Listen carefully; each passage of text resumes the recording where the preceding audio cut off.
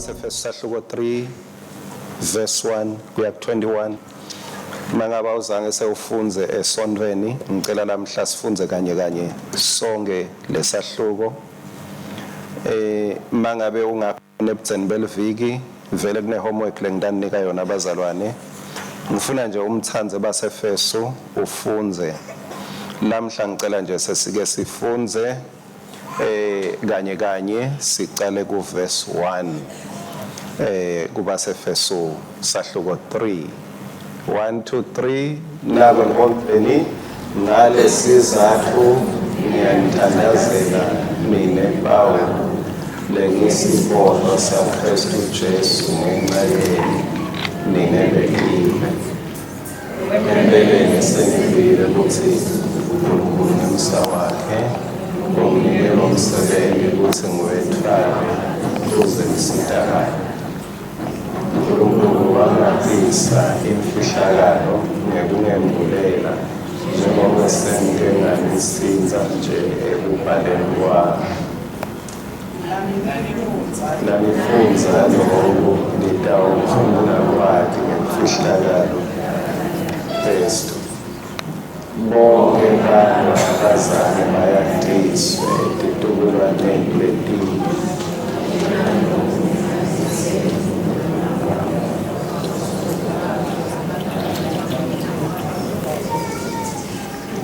Imfihlakalo yokuthi bekive nabo sebatila lifa kanye nathi nekuthi sebangumtimba munye kanye nathi futhi sebahlanganyeli besethembiso kanye nathi kuKhristu Jesu ngelivangeli.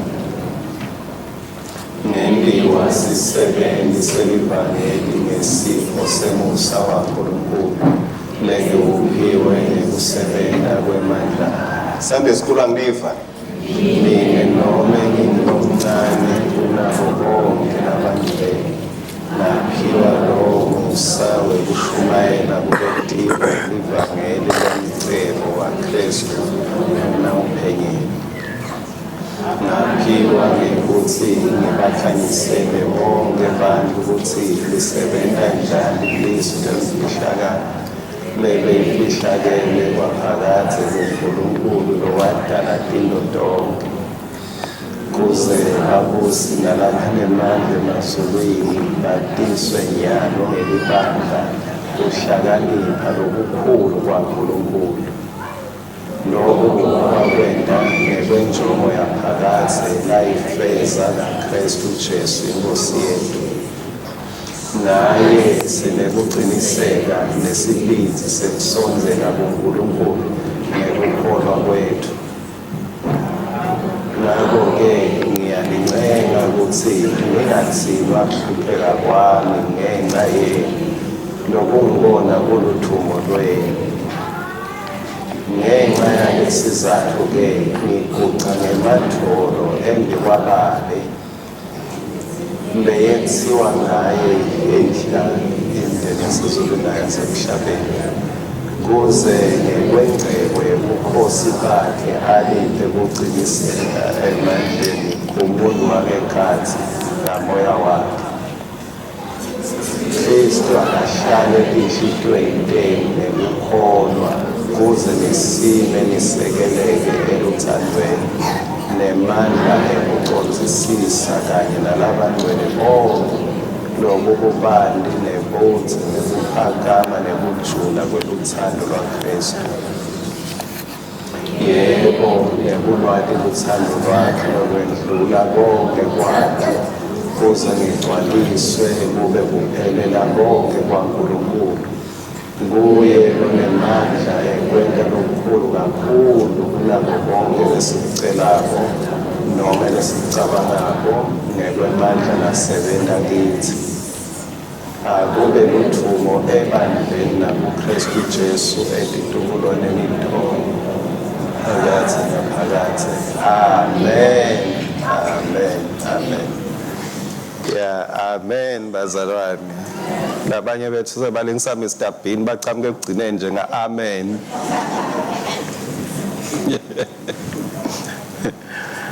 Hey, angimathi sathane uva njani lokuva nje livi lenkosi lifundwa so yeah yakwada le ndoda yajuluka amen. Ngicela sikhumbutane nakulokubili ekucaleni nje ukuthi ngenxa yokuthi Jesu uthi telokholwa nguye utawukwenda imisebenzi lemikhulu futhi nalemikhulu kunale akube setinhlitweni tethu ukuthi njengaloku sikholwa akukenele ukuthi sathi emaqiniso aNkulunkulu kepha kumele sihlale simandondo ekwendeni lokukhulu sihlale simandondo ekwendeni lokukhulu akube sisho sakho nami kusisho sami ngobe ngiyakholwa ngitawukwenda lokukhulu ngobe ngiyakholwa ngitawukwenda lokukhulu. Kwesibili ngoba Jesu uthe mawukholwa utawubona inkathimulo yaNkulunkulu ngobe ngiyakholwa ngeke ngibone inkathimulo yami noma yebantfu ngeke ngigcine ngekubabatha tintfo letentiwe bantfu kepha ngitawubona inkathimulo yaNkulunkulu. Praise God. Thank you Jesus. Ngitawubona lokwendiwe uNkulunkulu kukhona imisebenzi leyenziwa abantu loyibonako lekwendekako ukuthi kube ngiyo lekukhulumisako kepha mawukholwa utawubona inkathimulo yaNkulunkulu utawubona yaNkulunkulu inkathimulo hayi yebantfu. Masibuka ke lo mcebo lesinawo kuze siwuthole ngoba iBhayibheli lithi awuphenyeki nekuphenyeka. Lo mcebo lesinawo kuKhristu la kulo baseFeso 3 lo verse 1 kuze stewu dama kuhambisana kulesinyathelo sekuthola leliciniso ngoba kulo verse 1 uthi ngale sizathu ngiyanithandazela ngale sizathu ngiyanithandazela. Kumele ingcondo yethu bese seyiyacabanga ukuthi uyathi umuntu ngeke nje udibane nemuntu bese uqala inkulumo yakhe athi ngale sizathu kusho ukuthi kukhona lenkulumo la icala khona kusho ukuthi kukhona la kumele siyiconnecte khona lenkulumo kuze site ukuva ukuthi sewuthandaza nje kwende njani. Kulo verse 4 uyasitshela ukuthi lesizathu sisithola nasendani bazalwane nasifunza uthi masifunza lokhu bese ke verse 14 ngazi ukuthi sewuchuba lenkulumo la bekayicala lapha ku verse 1 ukuthi beka kulo verse 1 uthe ngalesizathu ngiyathandaza kwaba ngazi ukuthi sewuphelele emoyeni asawuva lo mthandazo sewenela kuvetakele enkulumo sewuyabuyela ke kulo mthandazo kulo verse 14 sewuthi ngenxa yalesizathu ke ngiguca ngemadolo embi kwababi. Kumele sithole ke lento legucisa Paula ngemadolo kumele sithole lento lesizathu saPaula ngoba kula kunalemfihlakalo yemcebo lenathi uma sitawubona lokhu la kwembulelwa lathi masifunza sitawukwati nathi saze sabona njengaye nathi siyawuresponda njengaye. Ake sikhumbutane lokuthi singakabuki ke ngoba lo verse 1 usithuma kusahluko 2 lo verse 1 usithuma ukuthi ake sibuyele emuva kuthi ngisiphi lesizathu la setha naso kusahluko 1 kusahluko 3 busibita sibuyele nakusahluko 1 siyofuna ukuthi ngusiphi lesizathu Paula lesimgucisa phasi ngemadolo embi kwababe buze ke sifike kahle lapho kumele sikhumbule indzawo lesesikuyo sifunze kubuka sikule position sikule ndzawo khumbulani uma umuntu akuKhristu kumele sicale ke bese siyathifuna ukuthi sikuphi kuze site ukhona kubona lokhu lesikhonjiswa kona ngoba uma singekho kule position noma singakhonjiswa kanganani angeke sikhone ukubona uma sithatha ibona la lizulu lisibeke khona kuze site ubona umcebo wethu kuKhristu kumele ukuthi sithathe lolu hambo sesike sitihlole sibuke ukuthi sikuphi mangabe singekho sitibeka kanjani sifika njani la sibekwe khona sifika njani la sibekwe khona encwadini ke ake sesibuyele ke emuva kancane lokunye lokugucisa umpostoli Paula ngemadolo ngolendzawo lesikuyo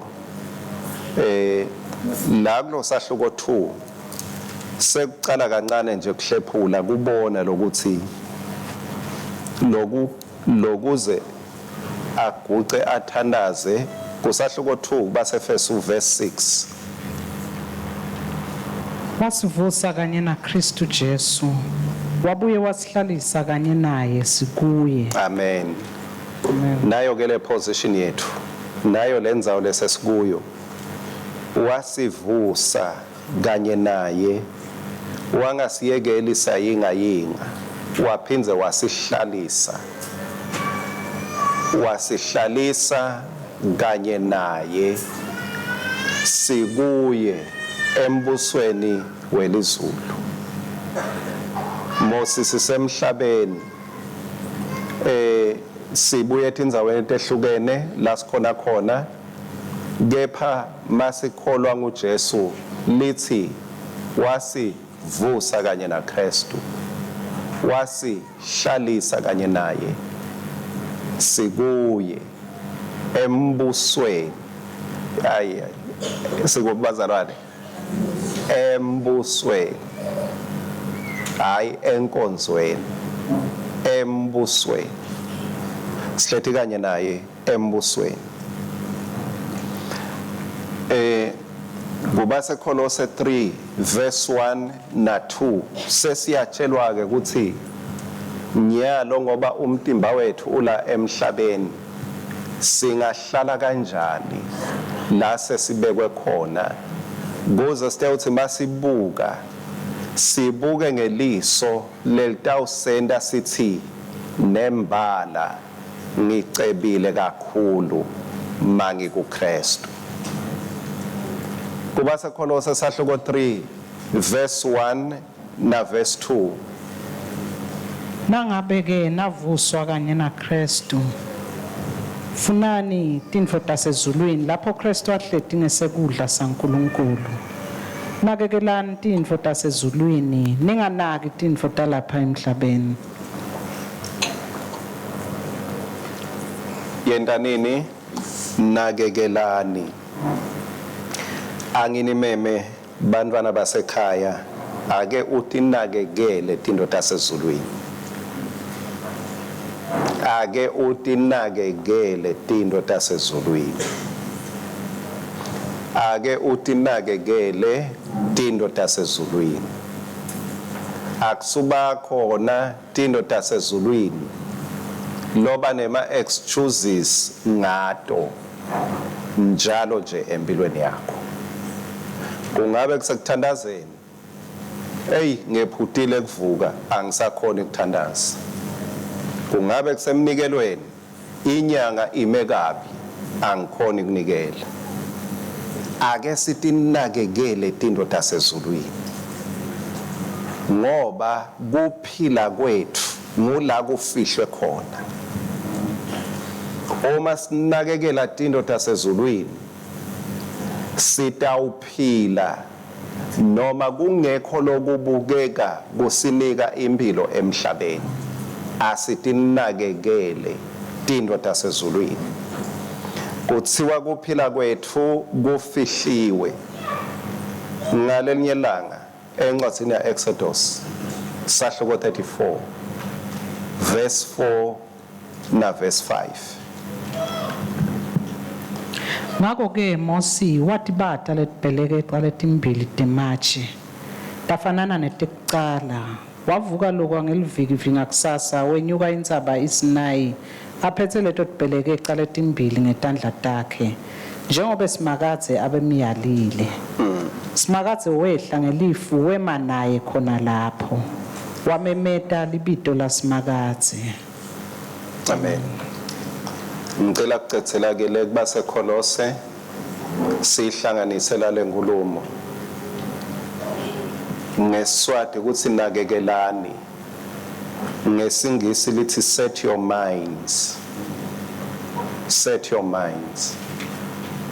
Kusho ukuthi lokho saphila la emhlabeni sikhona kuba kule position lesibekwe kuyo by our minds. Set your mind on things above. Oh, thank you, Jesus. Set your mind on things above. Set your mind on things above. Ingqondo yethu ayinakekele tintfo leti semazulwini, tintfo letiphakeme. Niyawukhumbula angisathi noma kusemthandazweni yini la khona kube nemagama lathi uNkulunkulu usebenza ngetulu kwekucabanga kwethu. Ingqondo yethu kumele siyibeke la kusebenza uNkulunkulu khona.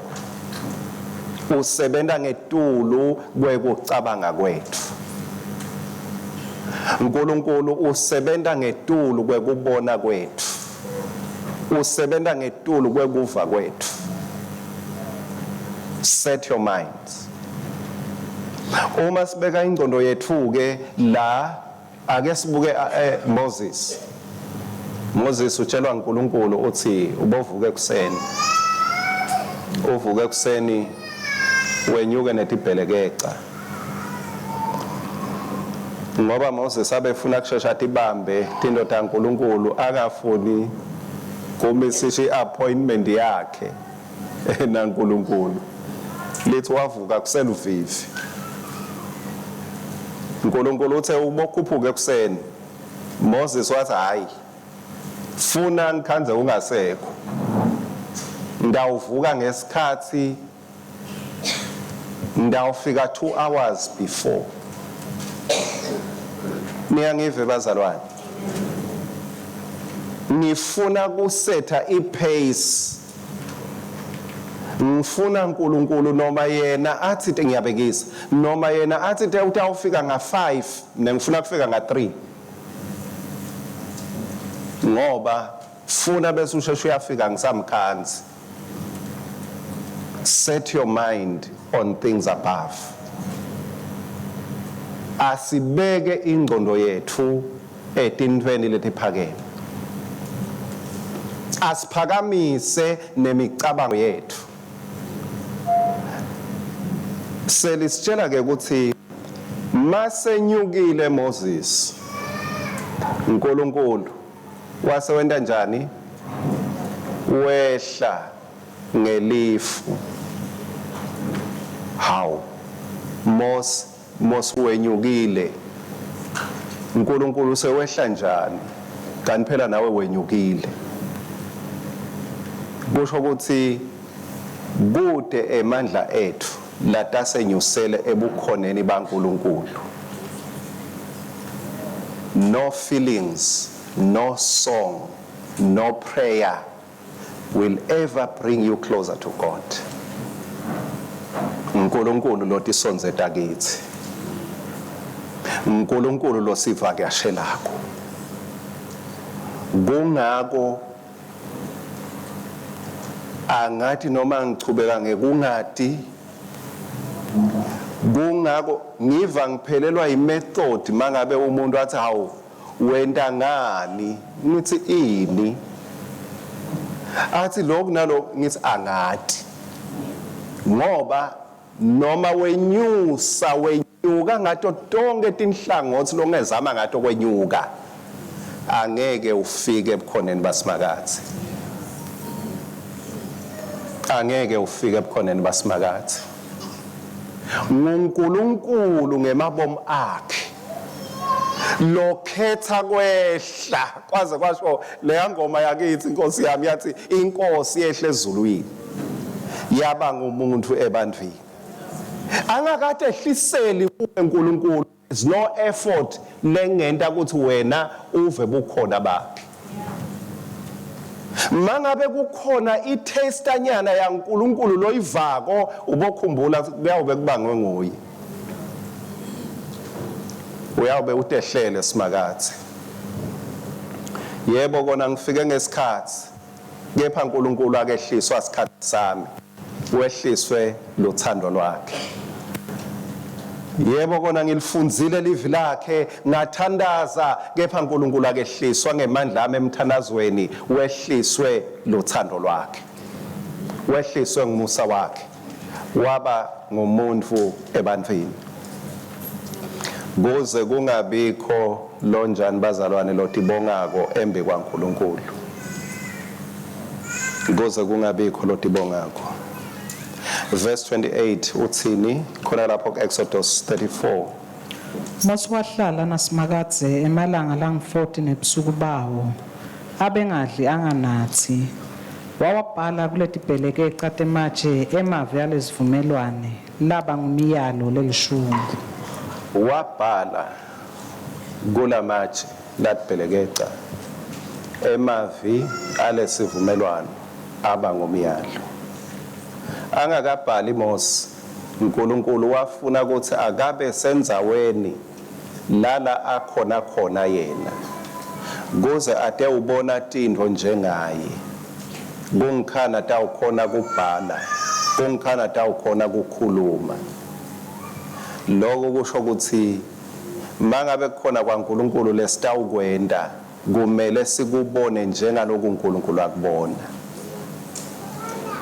Mangabe kukhona kuphila lesitakunambitha selamhlabeni, kumele sikubone njengalokhu uNkulunkulu akubona. Mangabe uNkulunkulu ubona ukuthi sewuphilisiwe, kumele nathi kuleti bhelekeca leti tinhlitiyo tethu sithi sengiphilisiwe. Mose akazange abhale aphasi nenzaba, kwabita ukuthi enyuke abe senzaweni uNkulunkulu lambitele kuyo. Selithi ke lapho wahlala emalanga langemashumi lamane nebusuku bawo, bekadlani class, bekangadli lutho, bekanathani, bekanganathi lutho. Kulenzawo uNkulunkulu lathi asibeke ingqondo yethu kuyo, la asibeke khona naKhristu, kuze site ubona umcebo wethu. Ngulenzawo la khona emandi angasi inkinga nekudla kungasiyo inkinga. Kulenzawo ngila umuntu angesuthi ngoba adle liphalishi. Kulenzawo ngila umuntu angakholwa ngoba anathile. Kepha kulenzawo bukhona baNkulunkulu ngibo lobenda wesutha ungadli lutho. Niyangiva bazalwane? Kulo bukhona kulenzawo lekwathiwa yenyukela kuyo, Mose wakhohlwa liphalishi, wakhohlwa emanti. Akashongo uNkulunkulu ukuthi ngidakukhiphele emanti edwaleni, bukhona baNkulunkulu bamenetisa Mose.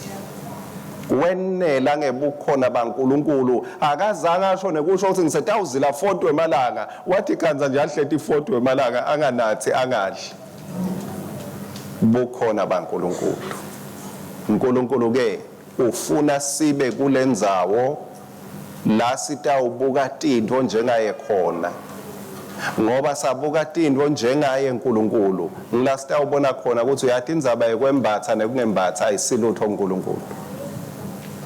Le tintfo leti ngikhalisako yathi akusilutho uNkulunkulu, nokuthi anginamali ngathi akusiyo inkinga kuNkulunkulu.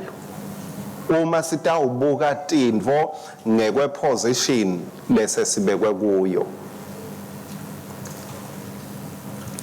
kulendzawo sikhathi sethu asisebenzi ngoba uNkulunkulu usebenta outside our time zone. uNkulunkulu uhlala lapho emawashi angasebenzi khona. uNkulunkulu uhlala ku eternity. uNkulunkulu uhlala emaphakadeni. Ngitshele ke ukuthi how many minutes emaphakadeni? Uhlala how long? uNkulunkulu uhlala he is eternal God. Mangabe sitawubona ke ukuthi sicebe kanganani, anginitshele ke bantwana basekhaya, adjust your time, adjust your watch. Salulungisa tikhathi takho ngoba siyakulenya izona. Ngilelinye live lele sibitele kulo ukuthi sibeke ingcondo yethu kulo. Lolo kutawukwenda ukuthi lokhu Jesu la kulungisa emaphakadeni kulungile. Lokho kutawusikhulula ekuthenini nasevikini leliphelile Nkosi bengicela, na kuleli viki Nkosi ngiyacela, naseminyakeni lokuphelile Nkosi bekunjalo, la emawashi ethu emazobho ethu ahlala eceleni sesingena ku-eternal zone. Kuthi lokwalungiswa phakade solokulungile, kuyawuhlala kulungile ngoba livi lakhe lisho njalo.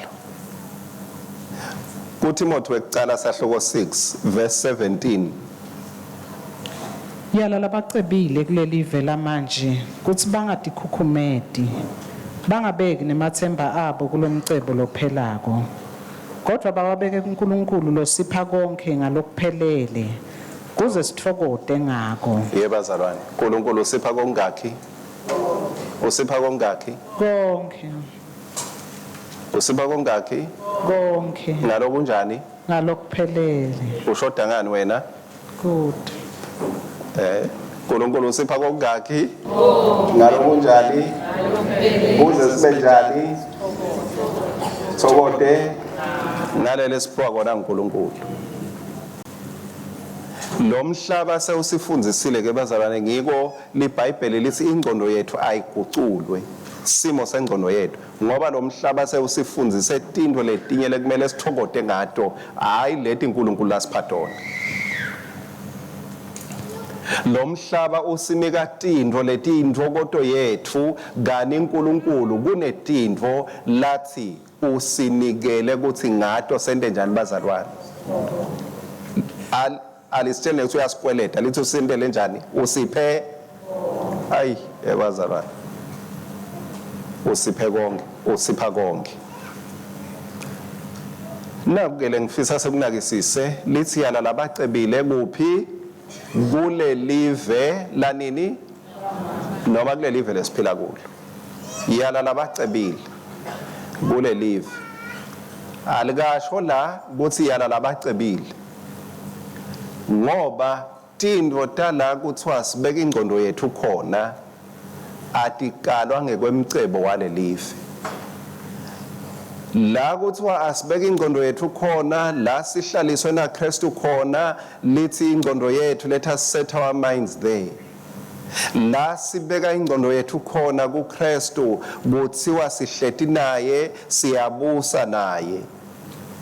Mangabe sitawucabanga ngekwale live sitawucabanga ukuthi masibusa na KuKhristu sifuthe kuba nemali leningi, sifuthe kuba netinkomo, sifuthe kuba nemhlaba.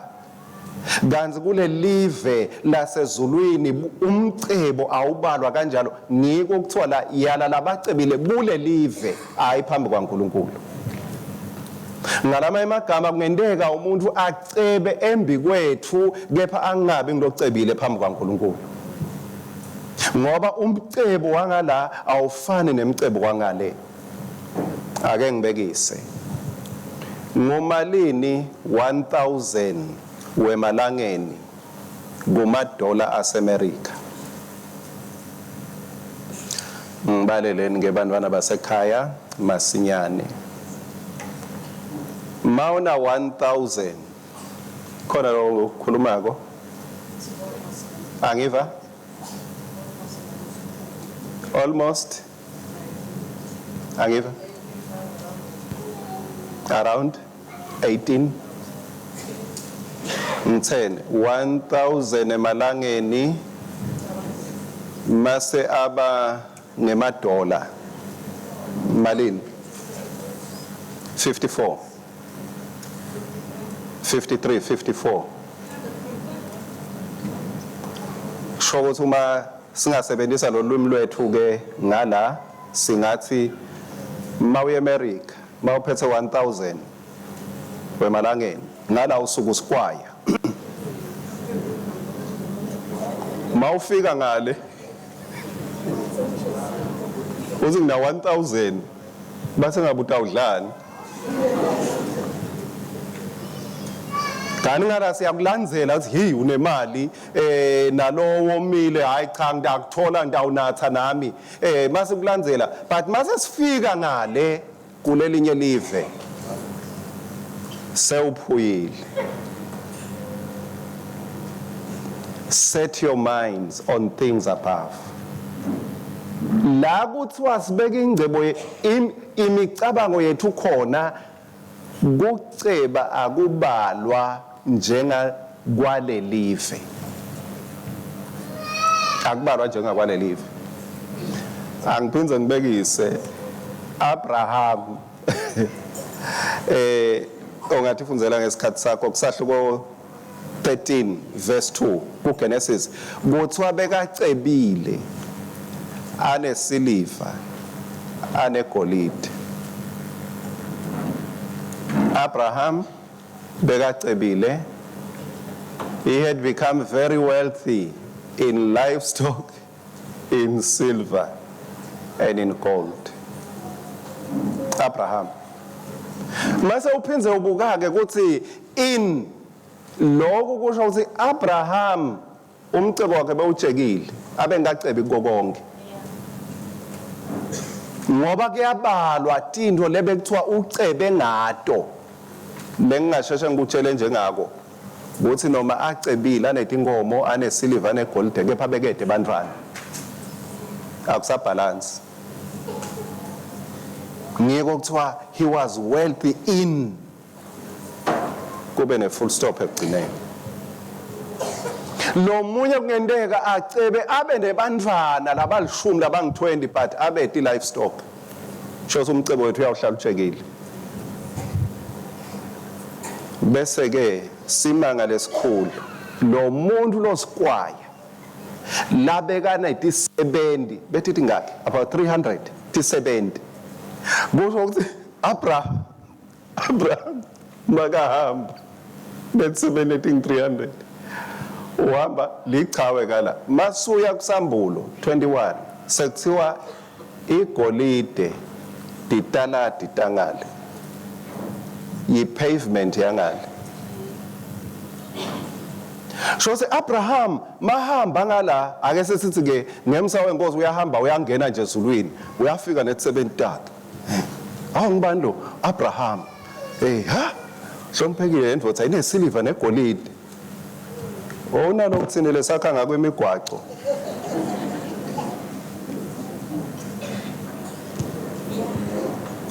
Sengila ngibona khona ke ukuthi nangu umuntu lomdzala nangiya lo wahlabela na ingoma nayiya bekane kwembuleka makathi ngicebile he kakhulu ngangi kuwe Nkosi yami.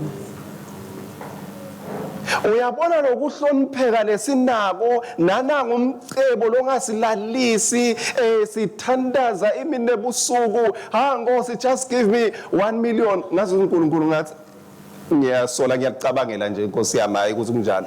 Ngiyasola ngathi akakuva nekuva lokwabo 1 million ukuthi kuyini ngoba ngale 100 kwegolide awucabangeke ukuthi 1 million ing 0.00000 bani.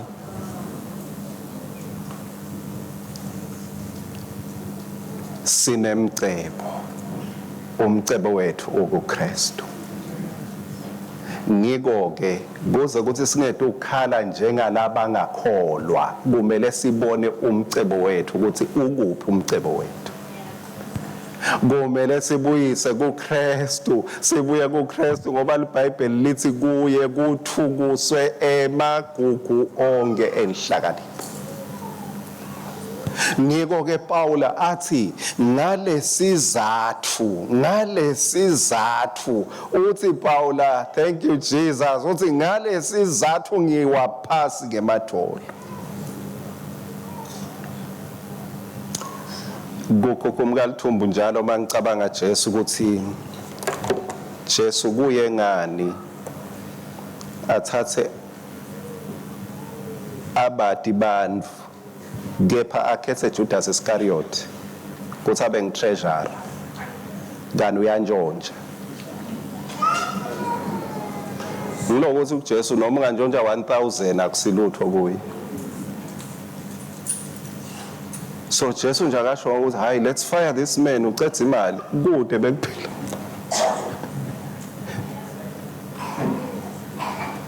Jesu bekangasho ukuthi buze sihambe sokwenda inkonzo ake sihlole kuJudas ukuthi kunani bekalala nje Jesu avuke ngakusasa ekuseni athi let's go across the sea. Aswelele ngesheya. Buthi akunalutho esikhwameni ngoba ajudas bekathatha vele bekangadlali. Bekathatha. Kepha Jesu akazange akhinyabetwe esikhwama ngoba umcebo wasezulwini awufani nemcebo wasemhlabeni.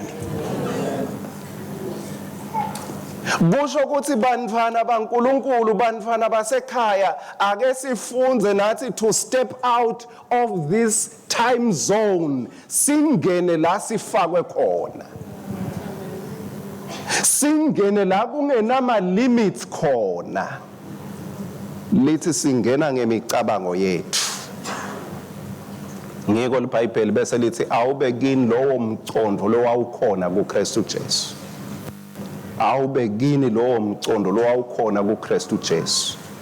Awube kini lowo mcondo lo wawukhona kuKhristu Jesu. Lo mcondo lebekathi bakabuka Jesu emanti athathe ngithola usahamba emhlabathini. Thina lokusicwilisako ngisho sesingezama ukuthi by faith ngahamba emandini ngilothi ucabanga sivele ngemandi yena bengacabangi. Yena bethi nje ngoba ngihamba eTulu konke abengacabanga icwila. Manje thina sicabanga akucwila. Ucoshwe emsebentini sicabanga akucoshwa. Kuyadendwa sicabanga akudendwa. Kuyagulwa sicabanga akugula. Jesu beka ngathi cabanga ngiko lithi awube kini lowo mcondo lo wawukhona kuKhristu. Akayethuneni laLazaro Jesu labanye bacabanga kunuka. Jesu akacabanga ikunuka ngoba ingcondo yakhe ilethe into entasezulwini akunakunuka lezulwini akunaphunga lezulwini akaliva Jesu leliphunga. Bantu labanye bathi ha kuyanuka Jesu. Awube kini lowo mcondo lo wakhona kuKhristu. Kodwa Jesu athi awu sesezame konke awube kithi lowo mcondo wawukhona kuKhristu. Kuthi noma uva ukuthi cha sekwezanywe konke kepha nginemcondo la ngibekwe khona akukho lokulukhulu. Paula ke mabona lemfihlakalo indlela la responda ngayo uthi ngiguca ngematholo. Ngicela kungakaniki homework kuba se-First 1 verse 7 sengivale konke bazalwane. Sengiyayishiya lenzawo sengidawubanjwa nje ukuthi ngicela ngifundzele. Base 1 verse 7. Ngengati ya Jesus nekuhlengwa nekuthethelelwa kwetono nekwengcebo yemusa uNkulunkulu lasipha wona waze waphuphuma. Amen. Nekwengcebo yaNkulunkulu lasenta njalo wasipha wona waze wenta njalo waphuphuma. Waze waphuphuma. uNkulunkulu ufuna sibe lusito out of abundance ngalokuphuphumako. uNkulunkulu ufuna sibe lusito ngalokuphuphumako. uNkulunkulu ufuna sibe lusito ngalokuphuphumako. Ngengati yakhe naku ke lokulesinako umcebo wethu sinani kwekucala sinekuhlengo. Kwesibili sinani sinekuthethelelo. Letinho angeke sitibone tingumcebo singakahlali la sihlaliswe khona. Kumele sicale sihlale ingqondo yethu ibe la sibekwe khona. Kungikhani sitawubona ukuthi sicebile vele. Ngiko ke kulela viki lela ngathi kulula kusuka ku first table uye kum dustbin mangabe uku first table kepha ingqondo yakho ayikho lapho. Umcondo wethu awube sekuthenini njengaloku ngibekwe kuleli tafula konke lokula kuleli tafula kwami.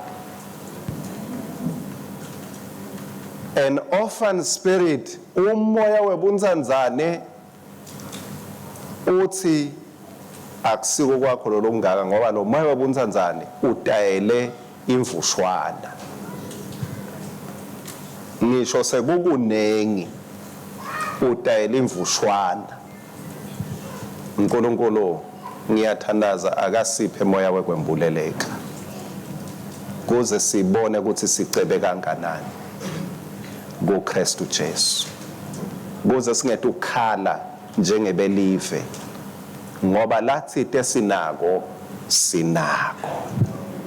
Lathi usendele kona usendele. Siphile emhlabeni losiphikisako nathi asiwuphikise ngekuthola kwembuleleka kuthi ngicebile kakhulu ngoba ngekuKhristu. Babelo ngcwele akube njalo ebandla lakho lowo moya lo wawupha Pawula wekwembuleleka awube kithi. Lokwenda Pawula wathi ngenxa yalesizathu sengiyaguca ngematholo. Nathi Nkosi ngekusembulela kwakho akube sizathu lesenta siguce ngematholo embi kwakho. Akwende kube sizathu lese sivuse ebusuku sibonge. Akube sizathu lesenta sibonge noma simo besingasiso lesivumako. Sibe nemsindo wendumiso kuwe. Hayi njengalokubelieve bathumisa ngekubona umphumela wetinto tala emhlabeni. Kepha ngekubona tinto tasezulwini. Emehle engcondo yethu akhanyisiwe. Sibone ukuthi we are never ever losers. We are never losers. We are never losers. Ngikhulekela Nkosi loke waphatha iapplication kungabe yemsebenzi kungabe yekufundza kungabe yesikole wabuya bathi asikhona ukukusida. Ngikhulekela ukuthi ibone ukuthi I have not lost angalahlekelwa. I am not a loser. In Christ I am rich. Thank you Jesus. In Christ there are no limits. Noma ngabe umsebenzi uvaliwe ngicebile. noma kubhalwe sibeletho ngicebile uNkulunkulu sewushito ukuthi una this time next year wami Nkosi ngiyacela usite nanga umntwana wakho angaphumi ngebreak eclassini lomfake kulo to wait for your next year. Lord, you are faithful. Lord, you are faithful. Umise tonke tinto wathi konke kunesikhathi. Ngiyabonga msinzisi wethu ukuthi lokwendiwe nguwe kwentekile kwayichitha imisebenzi yaSathane. Ngeke elwimini lwethu sibe nekubonga Sathane sitawuba nekubonga wena lo sende saceba ngekusibeka kuKhristu. Thank you Lord. Akube lithumo kuwe. Ngiyabonga Nkosi kubusisa libandla lakho bantwana bakho ngemcebo wakho kuKhristu Jesu. Akube kuthula kubo basahamba Nkosi ubaphe kuphumula ubaphe kuthula babone netibusiso lobabusise ngato kuKhristu babone nemcebo labanawo kuKhristu. Ngiyakhuleka Nkosi ukuthi basaphila kulomhlaba emahlomba khokhumukiswe ngulabanako kuKhristu. Ligama lakho Nkosi alithunyiswe manje kuze kube phakade. Amen. I-homework yethu ke bazalwane ngicela nje uhambe uyongitholela lokunye longakuthola la encwadini yabaseFesu lokufanana nalesi kuthola la kuverse 7 la kuthiwe khona sihlengiwe sinekuhlengwa sinekuthethelwa kusho ukuthi sinako lokho kumbe siyawubuka ngalokujulile lokuthi kushoni lokuba sicebe ngani masithi sihlengiwe. Awuhambe ke ufunze kubaseFesu lokukunika sizathu nawe sekuthi kuleli viki uguce uthi Nkosi ngiyabonga. Ya kuleli viki leli Nkosi ngiyabonga. Amen.